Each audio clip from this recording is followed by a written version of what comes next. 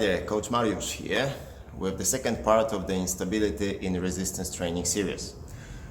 In the first part we spoke very briefly about the set principle and the general reasoning behind the instability elements, especially with the rehab training for which the aqua bag was very useful. Today we'll have a look at the resistance bands and the training methods often called earthquake and chaos. In some cases the same principle can be applied to training with chains.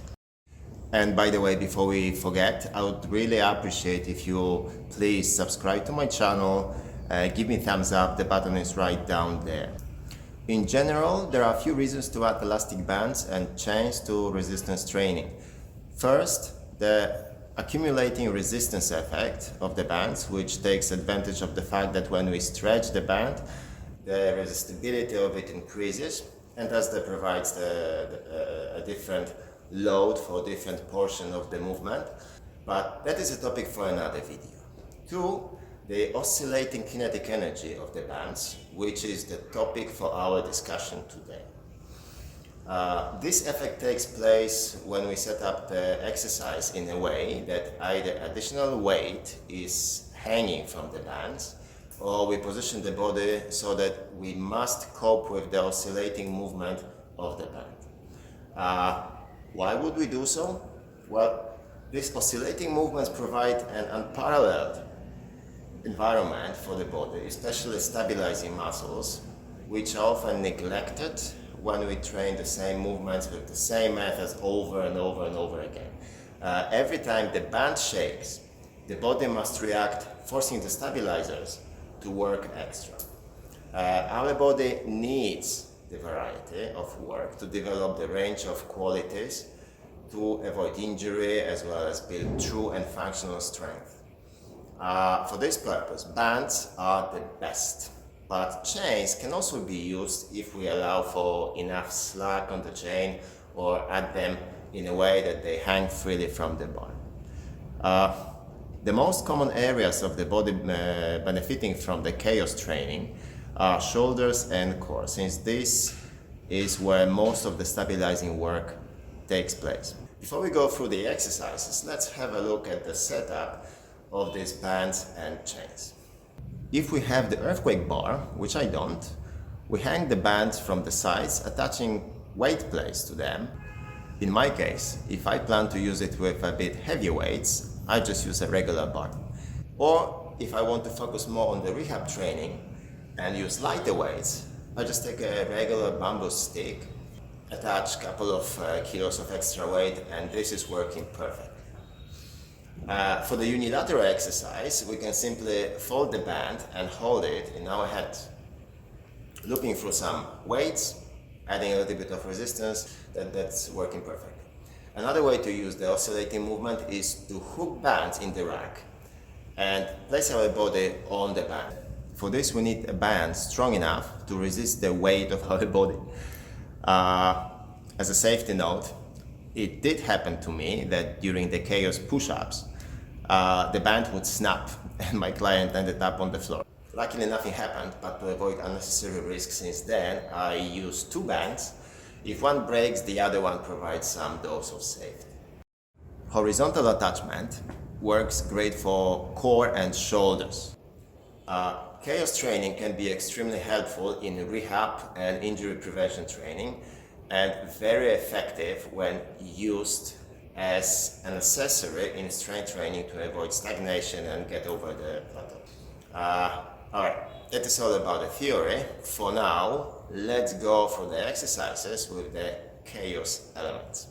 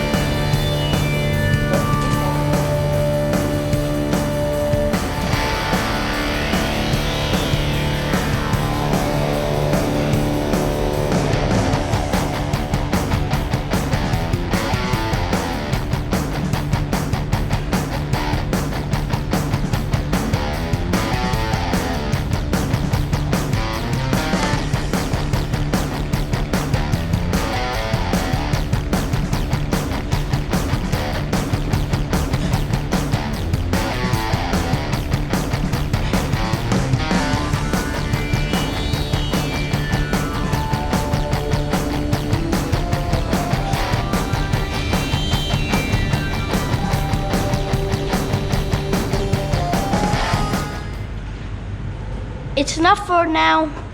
Well, that would be all for today. I am sure there can be plenty of exercises more, but these are those which I use or used at some point with my clients. So thank you very much once again for watching. Please remember to subscribe to my channel in case you didn't do it yet. Push the notification button and I would be so happy to read your comment or answer any questions should you have. And stay safe and keep training. See you next time.